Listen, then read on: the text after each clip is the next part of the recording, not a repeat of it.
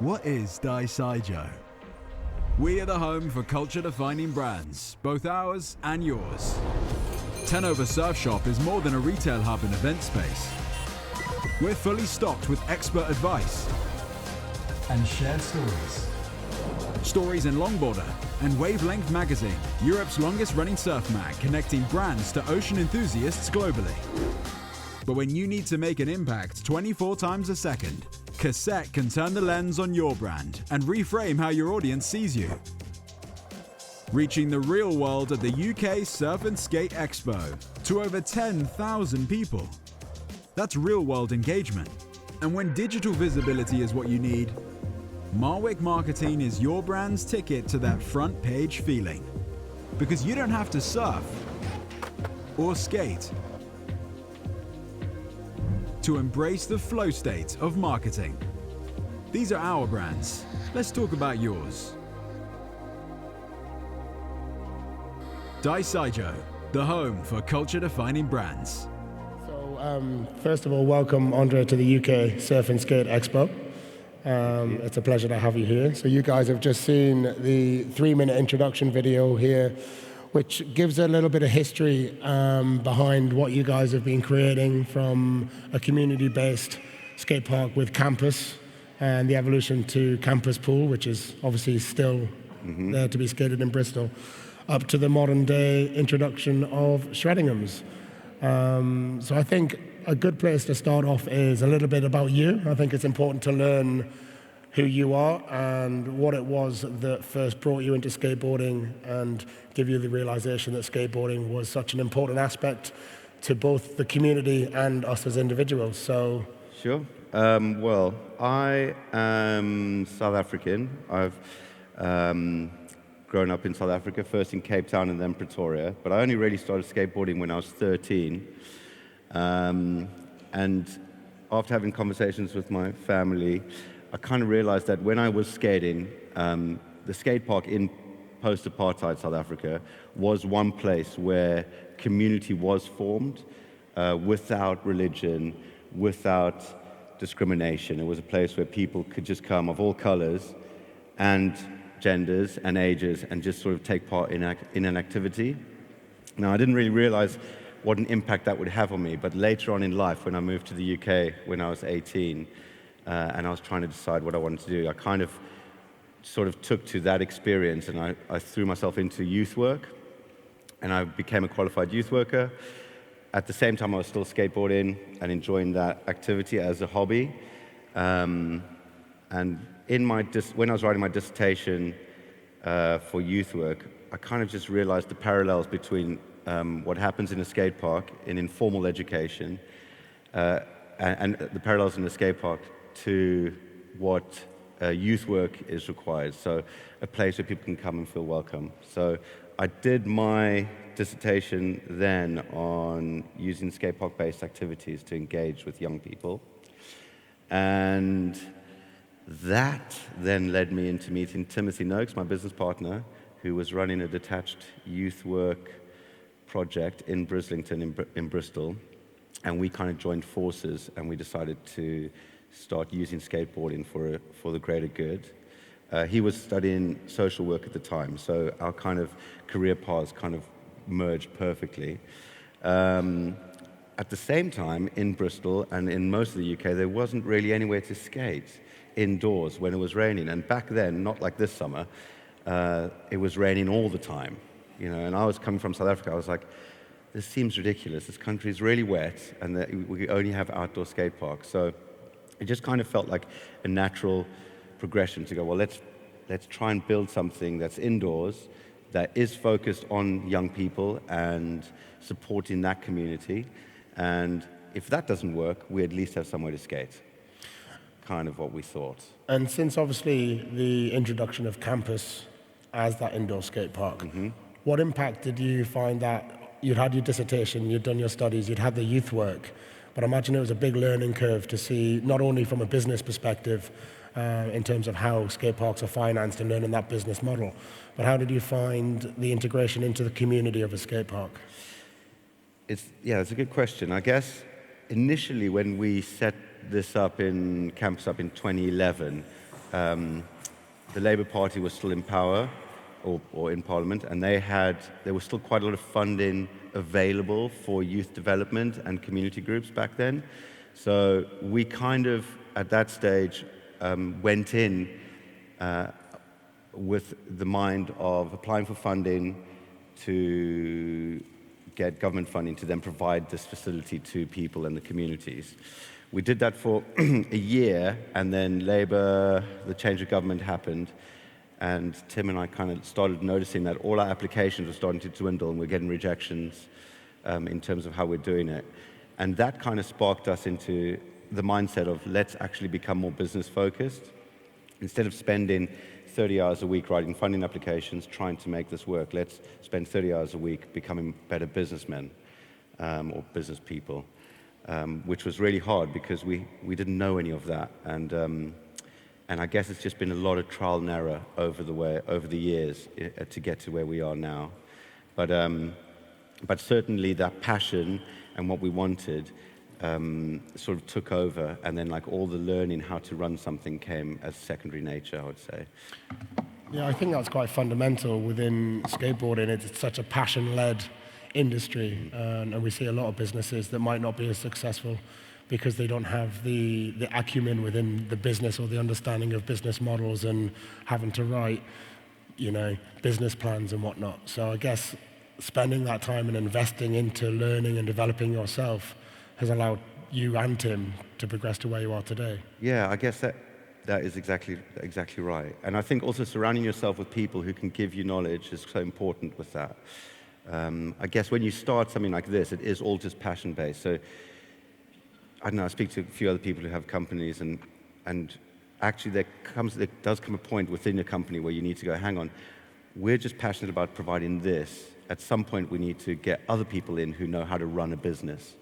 And that's kind of knowing that there is limitations on your own sort of abilities. Just because you founded a company doesn't necessarily mean you're going to run that company the best or better than anyone else. That's exactly that. You don't buy a dog and bark yourself. Yeah, yeah. But it's hard because obviously it's always about finances and how can something work. And for us, when we started Campus, believe it or not, we had no idea what we were doing. I withdrew £2,000 from my credit card, which is a really stupid thing to do, everyone, so never do that. And Tim withdrew £2,000 of his inheritance, and that's how we started Campus. Oh, wow. £4,000, which seems nothing crazy. in the relative terms of stuff. Yeah, and a lot of hard work. One of the things, just cycling back to what you were saying about your experience in South Africa and being post-apartheid, and seeing how skateboarding was able to break those barriers. Doesn't matter what gender, what color, what age. And fundamentally, that's been at the heart of skateboarding. If anything, the world could learn a lot from how far advanced skateboarding has been in terms of community and breaking barriers. How have you seen that impact your skate parks now in terms of not just participation and userships, but how that spreads on a wider level, on a community level? Yeah, I think it's kind of falls into that sort of like learning. I'll give an example. So in youth work, you're kind of taught that you need to go in and try and support young people, find out what they're interested in as a leader, whatever. But one day I was in the skate park, and I was just kind of like in the cafe looking through the window, and there was a friend of mine who's 50-something skating, and there was a 12-year-old girl next to him. And they just had the best session I'd ever seen in my life. And she was trying to drop in, and he was just there going, okay, well, try this, do this. And like that is informal education at its best. That is a young person or youth work at its best. That's, people learning from older people without, the confines of like a school or even a youth setting, a youth work setting. So that does have big impact. I remember when I was a kid in the skate park at 13 years old, I used to idolize the older skaters and think, oh, look at them in that, like skating, or their girlfriends, they're supporting them skating. I was like, I just want that in my life. So, like that kind of environment for learning to take place organically is so important, and that does translate to the outside world completely. And I think what you've done is how you've used that as a conduit to get to where we are with Shredenhams is quite an incredible story. So. Absolutely. I think we're very lucky with Shredenhams, and I guess this whole talk is about how Shredenhams came to be, but we've had all the other parks, and all the other parks are still going, it's worth saying. So the pool is in Bristol, it's South Bristol, and the park is in North Bristol. So currently, from 11 years ago, when there were hardly any indoor skate parks in Bristol, now we now have 3, which is probably the most indoor skate parks any one city and probably the whole world has. So we feel quite fortunate for that. But what we've done is we've sort of mitigated risk in providing a few smaller skate parks or businesses. So instead of throwing everything into a massive 30,000 square meter building and going, we're going to have, the next Olympic Village, we've gone, this is a pool, the pool is here, it is this size, and we're going to develop that. We've got a cafe and all the other stuff there, and then we've got the park, which is even smaller. But all those spaces kind of are sustainable in their own right. So when Shredenhams came about, and when we were approached by the surveyors for the agent, and they said, do you want to have a skate park in Debenhams? And we went into that building, and bearing in mind, it's easily 10 times the size of this space here. So it's a massive space. Also, when we went in, it was in a state of disrepair. So they had gotten the whole building ready for demolition. And there were a few pictures in there where you can kind of see there was just dust, there was no electricity, no water, no toilets, no nothing. It was worse than a car park. But for us, when we were presented with this opportunity, it wasn't like this was the only thing we could do. Because we already had the other skate parks, it was easy for us to almost look at this as like a passion project and go, let's just see what we can do in this and make the most of it. So, having those other parks meant that we're fairly risk-free in terms of doing this for a smaller period of time. And in terms of the other parks, do you find that obviously a lot of people travel from outside the area, so there's really positive implications in terms of the local economy and or essentially tourism or skate tourism. But do you find on a local basis that the community travels between all 3 skate parks, or do you have quite set user groups for each one? Well, I don't know if this is organic or if it's something that we've thought out. So I think on purpose we have had our, in terms of how we designed each skate park, we purposefully thought, let's create Bristol as a big skate park. So the pool is indoor concrete that has quite a lot of transition, but also probably more sort of ledges than the park. The park is wooden and is like a traditional skate park that is sort of transitioned to quarter pipe to quarter pipe with obstacles in the middle. And then the pool, Shredenhams, what we've done is it's mainly just an open space. So we almost have no quarter pipes or no transition in that space. And a lot of people are curious as to why. And a lot of people want us to have a mini ramp in there, or they ask us, what you're missing all these things. And for me, in terms of trying to keep different people to different spaces, if you want to skate a mini ramp, go to the pool. If you want to skate wood, go to the park. But for us, we want to kind of be an open space where people can just push around and have like the luxury of space within a skate park. Rather than a million obstacles in there trying to be everything to everyone within that building. And I think that's something we were discussing earlier as well, that need to try and please everybody is impossible with a skate park. It's not something that you can achieve. Yeah. So having it as a very old school kind of 80s feel, I guess. And I imagine people are quite surprised when they arrive and they see the setup and skate. Absolutely, and I think a lot of people when they first look at Shredenhams, they are disappointed to see how sparse it is in terms of obstacles. But as soon as they start to skate it, everyone's like, this is the most fun I've had in years. So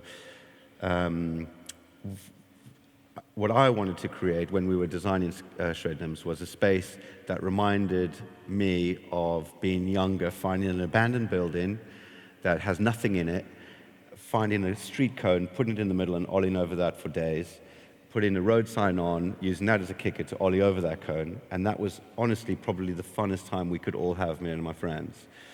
And here in Bristol, we had an abandoned building, essentially. Yes, we put electricity in and all the rest of it, but it was like, let's mimic that feeling. And like, you wouldn't be surprised how many skaters come afterwards and they're like, oh my God, it just reminds me of this time. We had this space, this temporary space. And that's quite important as well, like to mention is Shredenhams is finite. We only have a year-long lease. It might be extended, but if it doesn't, we really don't care. For us, this is a meanwhile project.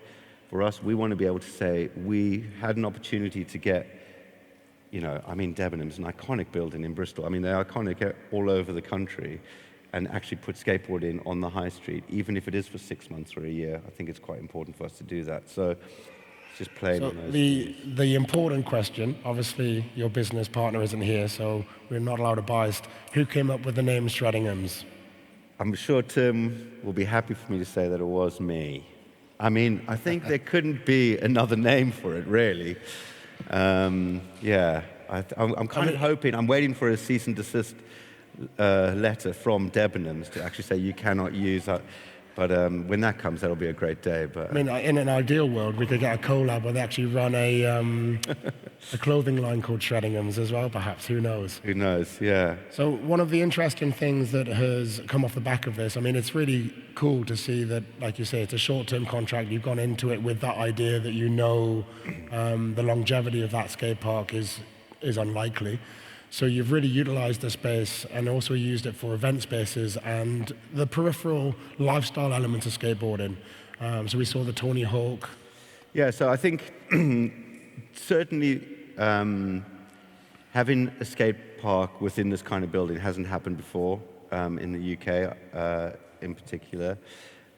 It's created quite a stir within the media, and it's put a spotlight on us campus as a business, which is great.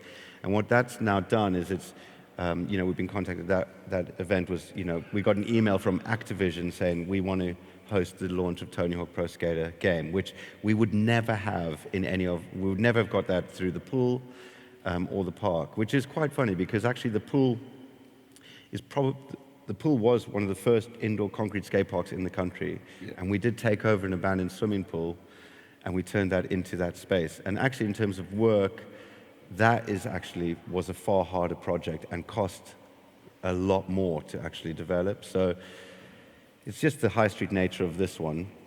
But it does feel nice that other brands or sort of like bigger business, if you will, are now like taking note. And not only in skateboarding, but also for Bristol. So most of these events will always happen in London, historically, and they still will. And now there's just a small chance in history now, hopefully longer, that people are starting to look to Bristol and to other cities to say we can do these events there.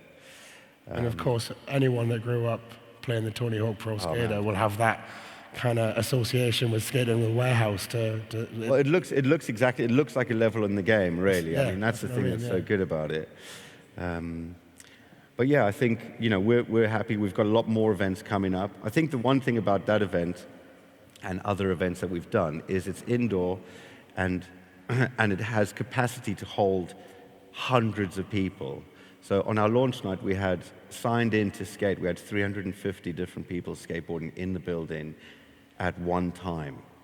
So, that's pretty remarkable in terms of the size of it. We didn't have all the obstacles people were doing, but people were pushing around and skating. And are you exclusive to skateboarding, or do you encourage the use of scooters, inlines, BMX? Yeah, we're happy with everything. I think the one thing with this building and like that kind of like trying to keep different user groups at different parks is a strategic move. But here, when we started, we were over 16s only, or 16 and over.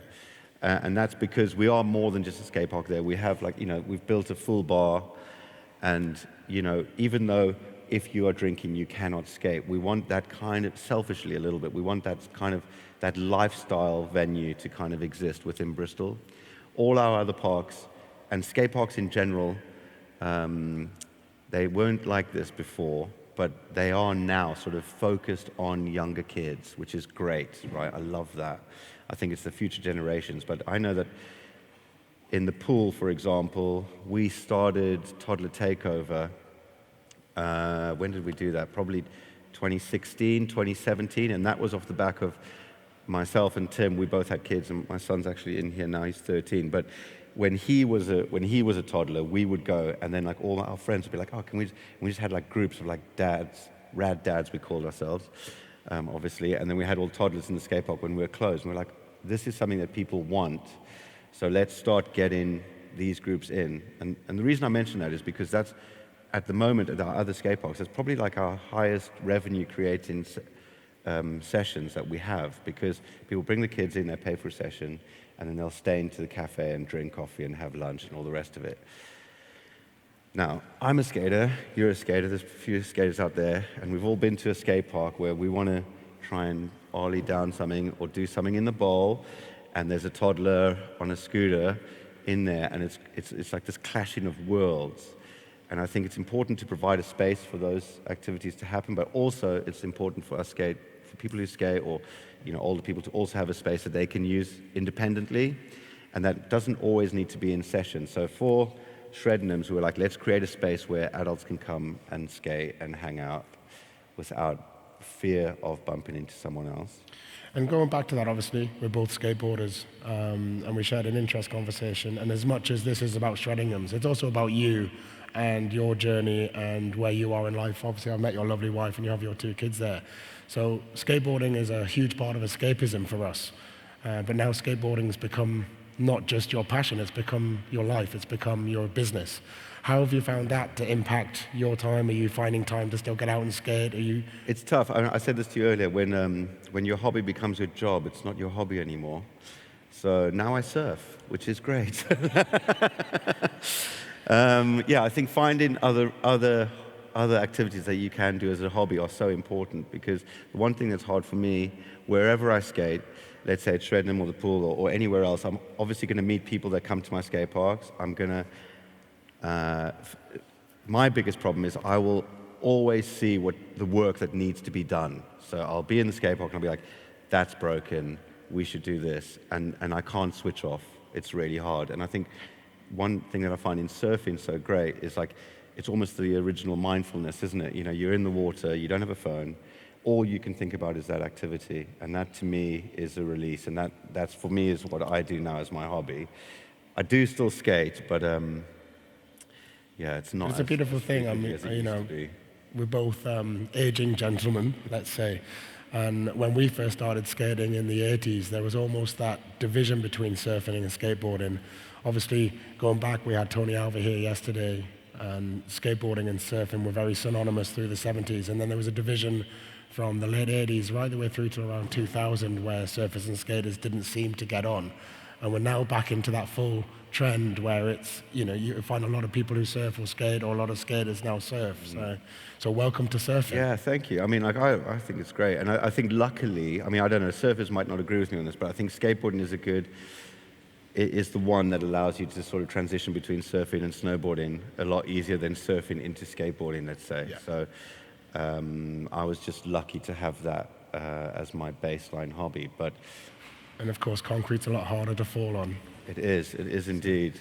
So in terms of Shredenhams, you were saying about the lease.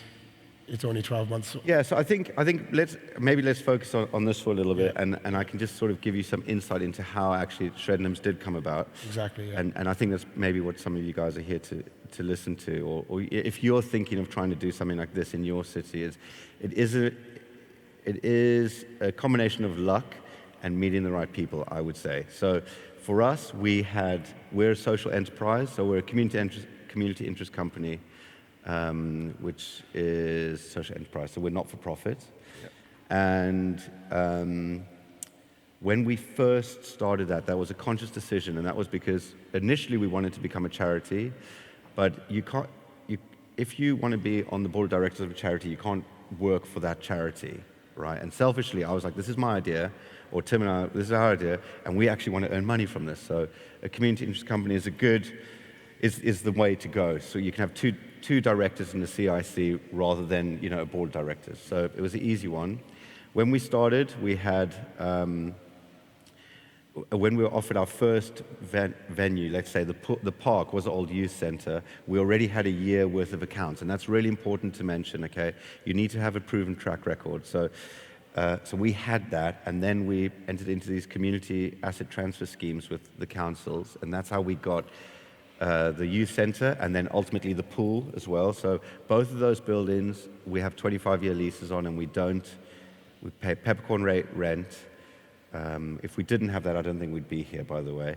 But it's almost like a knock-on effect. So you need to have proven track record and a year's worth of accounts. Really important that you have that as an organization. Okay, fast forward to Shredenhams, and that track record and that proven track record is what led us to being offered the space. I'm sure every high street has got a million charity shops. We all see it, British Heart Foundation, Macmillan, and that is because charities they get rates reduction in business rates, okay? So on all our buildings, we apply for a reduction in rates, and that can be anywhere between 85% reduction to 100% reduction. And we have that reduction in rates at every facility we have because we're a social enterprise. Now, what that does, and this is key for you guys, is when a landlord, for example, doesn't want to pay their full rates, they can rent out that space to a charitable organization like British Heart Foundation or us. And then they can apply for 85% rates reduction. Okay? As an example, this building is massive. I'm not too sure exactly what the rateable value of it is, but I'm pretty sure it's over £1 million a year. So imagine they're saving 85% of £1 million a year. That is a really good saving for them, okay? Now, as a social enterprise, that's great because you can leverage off your ability to save them money with their ability to provide you with a space. And that's where it becomes a partnership. And that's what Shredenhams is. It's a partnership between Campus Skateboarding and AEW, who own the building. So eventually the building will be broken down and will be, I think they're going to build 980 flats, city center flats. Okay, great, huge development. But in the meantime, we can save them money, and also they can provide us with a space that's huge for our exposure. It's a win-win. Yeah, win-win. Now, the thing that's unique, and this is in terms of skateboarding and a skate park in the city center, is that building, when you look at those pictures, imagine that just with furniture. It would be too big, okay? It's almost too big a space to put a charity shop or anything else in. So identifying an activity or an organization that can take that on is quite hard, quite challenging. The commercial agents that are working on behalf of the landlord, one of the guys, he brings his kids to the skate park. So there's that luck again of someone who already has a relationship with it, not personal, but just in using our facility. And actually, all credit to James, because he was like, well, this could be a skate park, obviously. It looks like the games, it looks like it could be that. And they actually approached us with that idea. The luck again from our side was that we were in a position where we had time, and it wasn't like we were looking for a skate park to be like, let's make a business out of this thing. We're like, let's just have a bit of fun with this. So ultimately, the stars aligned, and we said yes in doing that. So in terms of if anyone's looking at how they can take on a space like this, it's looking to create a partnership with the landlord and yourselves. I think if this was our only skate park, honestly, we would never have done it. Like when I walked in, I was like, this is too big. It's too big for us to actually handle. But as a meanwhile use project and something that we could, sort of like go, hey, we're just here for a fun time, or a good time, not a long time, is the catchphrase. It's almost manageable. And then also, skateboarding is like the eye candy, okay? It's worth noting that in this building, skateboarding takes the whole frontage. People love to look at it. The majority of people we get to the door are not skateboarders or anyone even using that part of the building. So, in that video, there was a green football court. So we've built like a school ground kind of concrete football pitch. We've got 4 ping pong tables. We're going to put a basketball hoops in the back. What else do we have? We've got a bar. People using those other activities, actually, there's more people using that than there are coming for skateboarding. So there's almost like a catchphrase at the moment. We're like, we are more than a skate park. And that also sort of like merges communities as well. And actually, believe it or not, one of the biggest groups we have are like I don't know, who knows Magic have you known what Magic the card game is? Have you heard of that? No. I didn't know what this is. Maybe some people out there. It's basically people just playing, like, I guess, Dungeons and Dragons. And they'll come in and use like a whole space at the back just to play. And it's really interesting now where we find that kind of like the skateboarding is like the draw card. People want to be associated with that culture, but aren't necessarily taking part in that activity, but they're willing to be on the peripheral just to be a part of it. And that's really important. So you are merging the sort of subgroups, and it's an open, inclusive environment. So that's quite exciting for us. And of course that ties straight back into what you're saying at the beginning, how skateboarding breaks down boundaries, and it is a safe space, it is inclusive. So just having that association allows people... I mean, it's at the heart of what we do, and that's what's so good. Where it's easy for another group that maybe feels sidelined in a bar or whatever to be able to come in there and feel accepted, because this is what we do. So. And this was something you've learned as everything is progressing as well, so it's still that learning journey. And yeah, I mean, every day, you're learning. I think for us, in that video, when I first, one of my friends actually made that for us, when I first looked at that video, I was like, oh my God, we've done a lot. And like, I should actually be quite, we must have crossed the finish line. But the reality is, well, I'll never cross the finish line. There's always something else coming, because, that's how, Tim and myself and our whole team, that's how we work. And we're always learning. I think being open to look at what you've got and adapt and amend that offer is so important. And I think what's quite interesting is skateboarding, as we both know, has always been known for bucking trends. We've always gone against the grain or the non-conformist, and we're seeing such an effect on city centres right now, where everything seems to be moving the city centre, and again, you're going against the grain and bringing it back to the city centre. Yeah, I mean, for sure, it is an incredible thing to see when you breathe new life into a street, let's say. And I mean, for anyone who's been to Shredenhams or who's been to Broadmead and that street in particular, over the last few years, it has really sort of just gone in a certain direction, let's say. A lot of the shops are empty.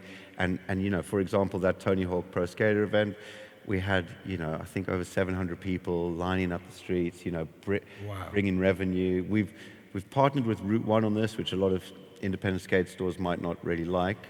But it isn't so much that they're a partner, but they have a shop like 4 doors up from us. And they've, because we're there, their sales have increased, and that's not just for Route 1, it'll be for all the stores in that area. Which is great, right? And bringing people in who are willing to do an activity is a great thing, I think. And what do you see? Obviously, we've talked about the Meanwhile project, the fact that there could be an extension to the lease, if it's possible. But is it literally live each day as it comes, or do you have some plans? So our lease expires in April. We are hoping to extend it for a few more months, but it doesn't really matter about that. But for us, actually, what's interesting is every week we get contacted by a counsellor or an agent or someone going, oh, there's a Debenhams in Swindon, or there's a Debenhams in, I don't know, where, or a Marks and Spencer's as well. So for us, this is always just almost a proof of concept. Can we take this now somewhere else?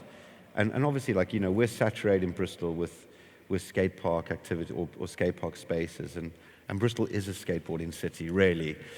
Yeah. So for us, it would be great to go somewhere else, extend it, and take that model somewhere else rather than just remain in there. So yeah, we're always looking. Problem will be what do we call it? Because I don't think we can call, if it's a Marks and Spencer's building, I don't know. Marks and Shredders. Marks and Shredders, yeah. I'll credit with you with that name if that's what we choose. So just to see if there's any questions for anybody out there, if we would like to pose a question to Andre. If anybody has any questions. Crickets. Well, I think it's, yeah, We've got one here, yeah. It's hard to see, sorry. Yeah.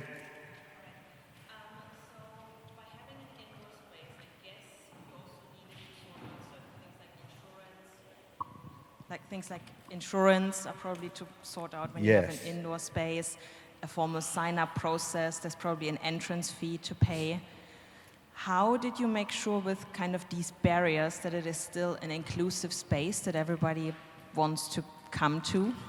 That's actually a really good question, and we did quite a lot of community consultation around that, because initially when we were going to open Shredenhams, people were like, well, it should be free, it should be inclusive, you need to have sessions, all these things. But luckily, again, for us, we have 2 other skate parks in the city that are very inclusive, that have all those activities. So we're able to say, look, toddlers can go here. We have LGBTQ plus nights. We have female-only skate sessions. You know, all those are available within the city, not necessarily just within Shredenhams. So that's a plus for us, being able to offer that.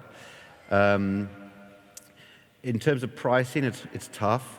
You know, campus, we are unfunded completely. And that's, like I said in the beginning, we wanted to focus our business sort of side as becoming a better business so we can then fund it rather than to rely on funding. Which finally, a year ago, we were actually able to employ a full-time youth and community worker that we pay for. So people pay for sessions, and then we send people out into the community. But there has to be a price on everything, unfortunately. You know, I would love to have free skateboarding for everyone or free skate parks, but unfortunately, we just can't do that. So insurance, you mentioned, is a good one. There are insurance companies out there that provide insurance specifically for skate parks, and they are the ones you should really look at. It's really important to get the right insurance. And this is a tricky one in this building because we have a bar, there's a lot of, let's say, there's a lot of rules we have to sort of abide by to be insurable. And it's really important that you have insurance, everyone, if you're thinking about having a skate park. So, you know, we have been taken to court as a company before, and it's not great, okay? And the only reason we got through that was because we had good insurers who would back us up, and we were following their rules. So it is really important. I often hear about some space that has a skate ramp, and I'm like, how do they get away with that? Because I know what we need to do to do that. So we need people to have, you know, I guess, everyone needs to sign a waiver. That's very important. We have online waiver system that works well. But again, it's hard. They're different, you know, if you're starting out, you can do things on paper, but eventually it's good to get things electronic. And inclusivity, I think, you know, for us, this is short-lived. We sort of focus on our other parks for that one because this is a meanwhile use space.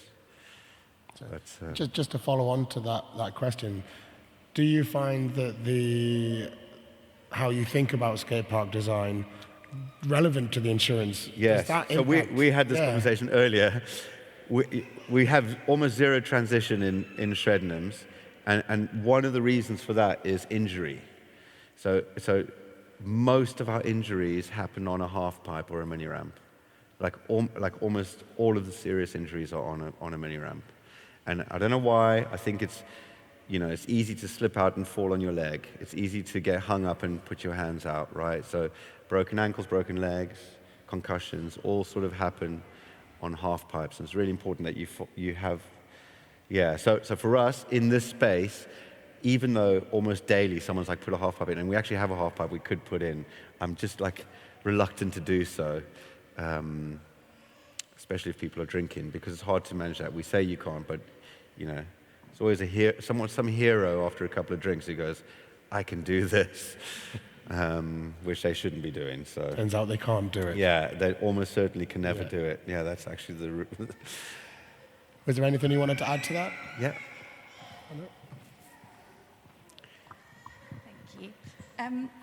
Just wanted to say, from someone that hails from Bristol, it's really exciting to see what's going on in the skate space up there at the moment. But we're actually part of a fledgling CIC for older mums and women getting into skateboarding. And I wondered if you had any kind of piece of advice for those early days. You mentioned kind of focusing on making it more of a business. And I didn't know if you had any more advice on maybe building that community and actually kind of getting that social enterprise out there and known and all of those things that are so important to building and growing. Okay, yeah, I think, so there's the community that you work with, and there's forming a community around you of people who can support your business venture or your company. I think that's really important. I think I didn't realize that we were doing this, but we've just sort of chat to a million people and almost like create that community so that when Shredenhams came about, let's say, I had like a bank of skills and abilities that I could draw on. And also people then willing to help because Tim and I in campus, we've been willing to support them in the past. It's so important in terms of development of any organization is like the others around you and how they will spread the word and how they'll work to bolster you up. So I would say 1 million conversations with 1 million people, telling them what you're doing, because you never know who will be like, I love this idea and I've got a space, or hey, why don't you come and offer this project or the program at our skate park, or all these other things. So that honestly, like, it's, what did I say? It's not about what you know, it's about who you know. It's so important to sort of like have at the forefront of your mind. Every conversation could be an avenue that you want to go down. So that is really important, I would say. It's that networking element. Yeah, networking is so good. And then, you know, for us, it's hard work, and time is your friend. Like, really, time is your friend. A lot of people are like, this has been going for so long, but it's amazing for us anyway in campus. It's amazing how when you go, oh, it's our 10-year anniversary, all of a sudden people are like, you guys have been around for 10 years is a long time, right? But then all of a sudden people are like, you've been around for 10 years, you must be okay. You've weathered the storm, you must be fine, so we'll work with you. So, yeah, you know, it's your friend. So those 2 bits of advice. But I'd love to, like, we're sort of running out of time, but if you want, I'll be around anyway, and we can have a chat afterwards as well. Thank you, that's amazing. Do we have any more questions? Okay, so massive thank you to Andre, not just for coming here and doing the talk, but for being a part of the skateboard community and working and applying your knowledge, your time, and the sacrifices that I know you have to make, because it's such an important thing to have in any city centre. And I think what you are doing now is really inspiring a lot of other city centres, and it's also inspiring an entire community. So thank you from both the UK Surf Skate Expo, and thank you from skateboarding, and thank you from me as a skateboarder. So thank you, Jordy, and thank you for coming, guys. Thank you. Yeah.